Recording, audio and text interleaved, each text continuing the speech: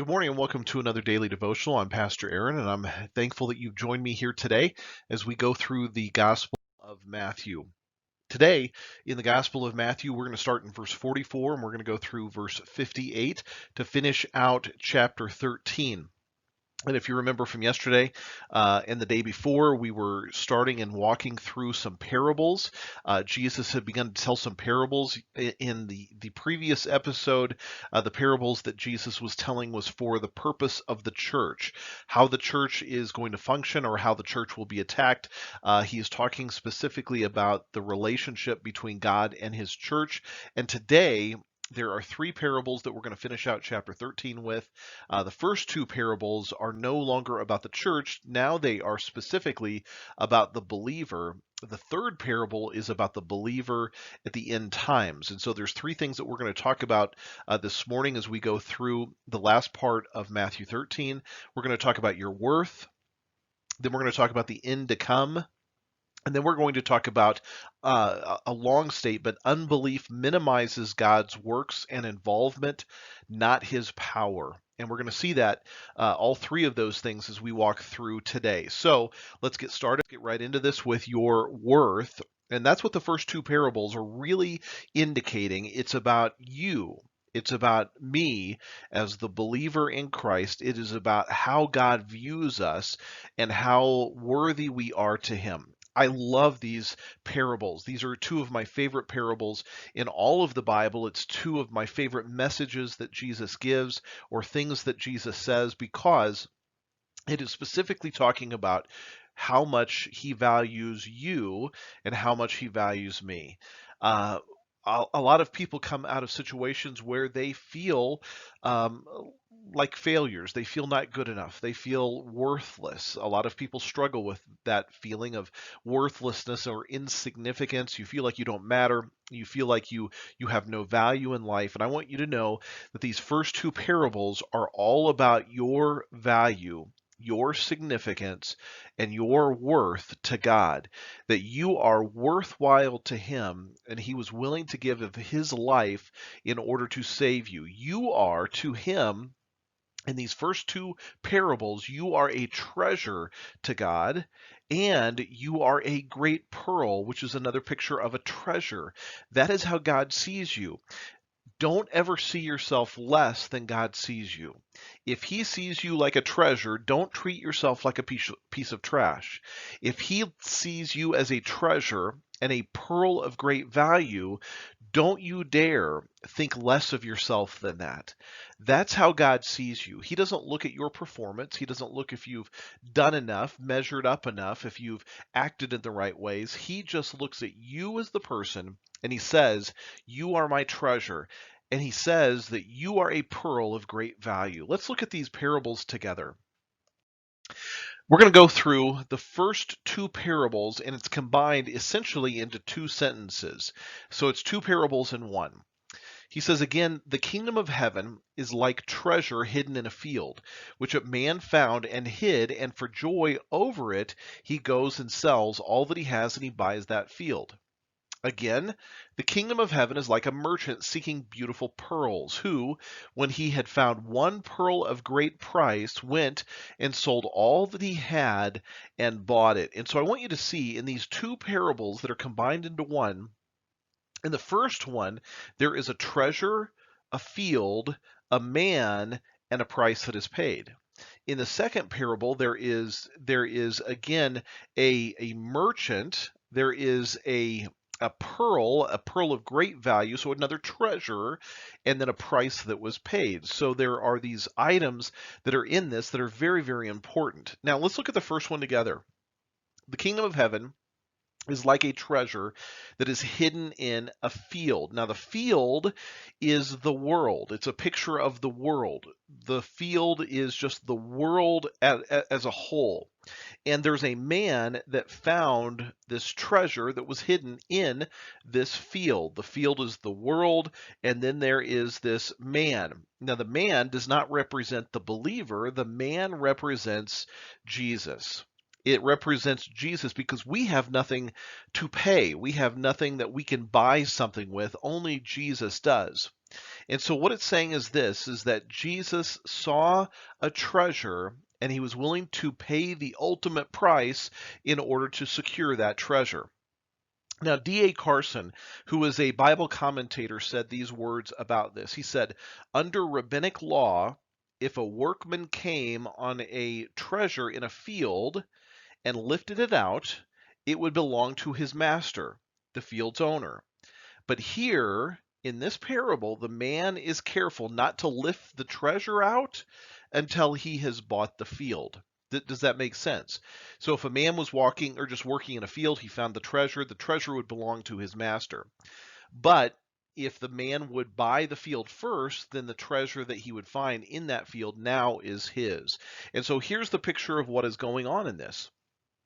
Jesus came to the field, he came to the world, and he found treasure. Who is the treasure, or what is the treasure? It is the souls of people. You, you are that treasure. You are that treasure that God is willing to pay for and die for. He went to this field, and because he went to this field, he was willing to pay the ultimate price, which was the price of his life. It was the price that he was willing to pay. He paid the price of his life in order to buy or ransom that field. Again, the second one is the same way. The second one is, again, not the treasure this time as the individual believer, but this time it is this pearl that is the picture of the individual believer. Again, the kingdom of heaven is like a merchant seeking beautiful pearls. So the merchant is Jesus. Who are the beautiful pearls? It is the people. He is after people. He's pursuing people. When he found one of great price, that means he saw you and he said, you have great price, you have great value. He then again sold all that he had to buy it. Now, again, it's the picture of the price that Jesus was willing to pay. He was willing to pay the price of his life in order to secure you. You are the treasure. You are the great pearl. You have an incredible worth that is so much so that God would be willing to pay all that he had in order to secure you and in order to buy you, to ransom you out. The idea in the picture of redemption and ransom is that there is a slave trade that is going on. And I want you to picture it this way, that there's a slavery auction that is happening. People are marched across the trading blocks. That's the picture of us. We are in slavery. The Bible tells us that we are in bondage to sin. We are in slavery to sin. Jesus came along to the auction and said, I will pay whatever price is necessary to secure this person who is in bondage. Now, the price that was necessary was the price of his life. He was willing to give his life in order to pay for you because you are of such great value. You are a treasure. Jesus bought the field. He paid the ultimate price in order to secure the treasure. You're a pearl of great value. He was willing to pay whatever price it took in order to secure you. Again, those two things, those two pictures, are the ultimate picture of how God sees you in this world. Now let's keep going on. Next section that Jesus is gonna talk about is what I'm referring to as the end will come. It's the final parable that he's going to give in this section. So let's look at this together. This final parable. So that's the statement. I want you to think about that. Unbelief. When I don't believe, when I refuse to believe, it doesn't minimize God's power. God is still able. God is still capable, but it minimizes God's works and involvement. God doesn't move. He is not involved when we have unbelief that really is a big part of our lives. And so unbelief really has a big negative impact upon life. And let's look at the example of this. Now it came to pass, and this is how 13 wraps up, when Jesus had finished these parables, that he departed from there when he had come to his own country. And what that means is his own home. When he had come home to his own town, he taught them in their synagogue. This would have been basically his home church.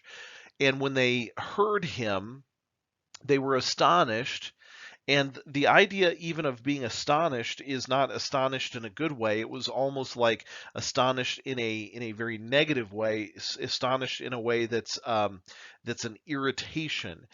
When they heard this, they kind of wondered what's going on here, and they said, "Where did this man get this wisdom?" Now, they would have known Jesus, they would have known who he was, but they could only bring themselves to refer to him as just this man.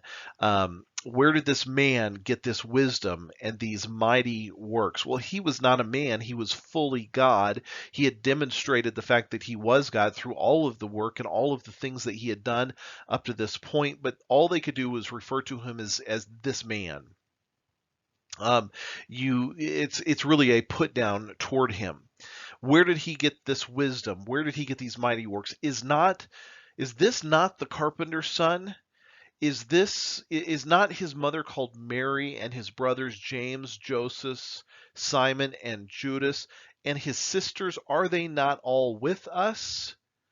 Now, that reference to Mary, to Joseph being the carpenter, Jesus being his son, his mother called Mary, his brothers. He's got James, Joseph, Simon and Judas. Not Simon Peter, Simon the half brother of Jesus, not Judas Iscariot, but Judas the half brother of Jesus. Where did he get this kind of knowledge? Aren't those his brothers? Aren't his sisters with us? By the way, that really goes against the idea that it's very popular in Catholicism, called the perpetual virginity of Mary. It's taught in the Roman Catholic idea, but it's really contradicted in the Bible, just very plainly contradicted because Mary had more children. She and Joseph had more children, and all of them are listed right here. And so they said, where then did this man get all of these things? So they were offended at him. Why were they offended at him? Because Jesus was doing things and they didn't think he should. See, really, it points to the fact that the Lord's family most likely was very poor. His family was most likely very quiet, obscure, very ordinary. They were nothing special. Jesus was not born into power and prestige and prominence. He just was born into simplicity. Jesus didn't come with much. He didn't come with anything. He said the Son of Man doesn't have anything, not even a place to lay his head. So Jesus was not about wealth. He was not about power. He was not about prominence. He was not about being applauded. Jesus came to bring hope and to bring life, to bring restoration to people who were hopeless. He came to be the light that would shine, the dawn that would shine amongst people that were in darkness. They were offended at him because he was doing these things and they didn't think that he should. And Jesus said to them, "A prophet is not without honor except in his own country." That means his own town, and in his own house. Now, look at how it ends up. He did not do many mighty works there because of their unbelief. It's not that Jesus couldn't do the works. It's not that Jesus didn't have the power.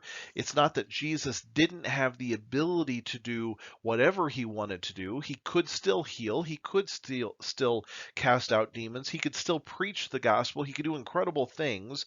He had all of the power. He could still walk on the water and feed the multitudes and whatever needed to be done. He just didn't. And he didn't do it because of their unbelief. And it makes me wonder how often God isn't moving, not because he doesn't want to or can't or doesn't have the power to, but he isn't moving and isn't doing things not because of him, because of us. It becomes a me issue, not a him issue. The me issue is I am in unbelief.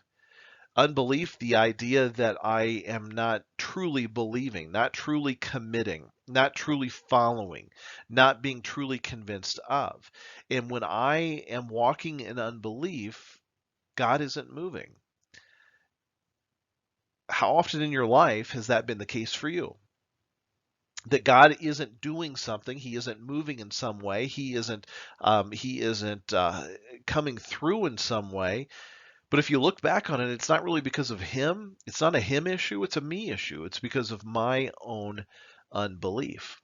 Jesus chastises His own disciples often because they were unbelieving. Jesus would do something incredible and they couldn't believe it. They had little faith. They were unbelieving what Jesus was doing. And because of that, in his own town, he didn't do mighty works. Not because he couldn't, not because he wasn't able, but because of their unbelief. So here's my encouragement for you today. One, to remember that you're a treasure to him, that God absolutely treasures you. You are a pearl of great value to God, of which Jesus was willing to pay the ultimate price, the price of his own life, the price of death upon that cross. And he was willing to do it because of you. He values you and he treasures you.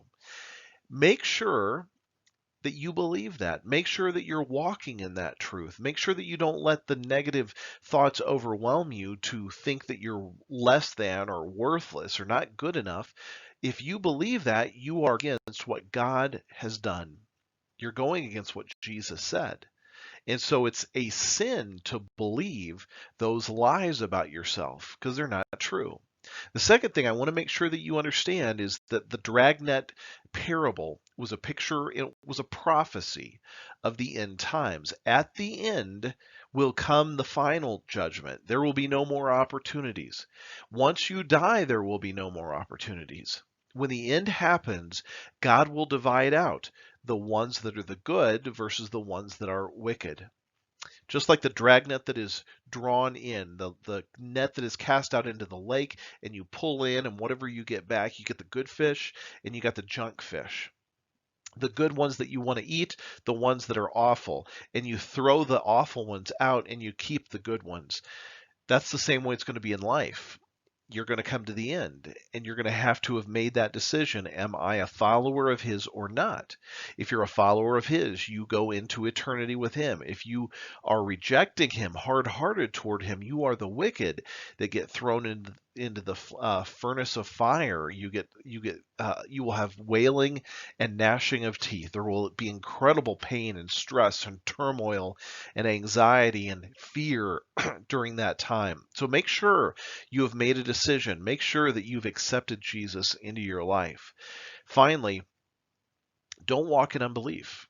Walk in belief. Be convinced of who Jesus is. Be more and more convinced every day of who Jesus is and be committed to him, walking with him every step that you take. When you believe, God responds to that. Maybe it's not always the way that you want him to respond, but he always responds in a positive way when we trust him in firm faith and in true belief. Well, God bless you. Have a great day, and I will see you back here tomorrow for our next daily devotional as we get into Matthew chapter 14. See you then.